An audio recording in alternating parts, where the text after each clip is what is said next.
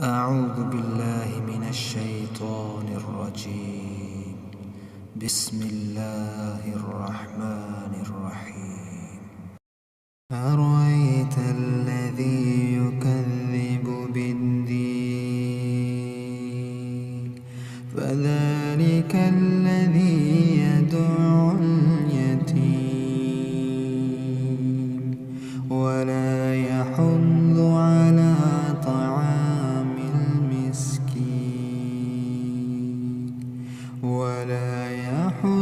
على طعام المسكين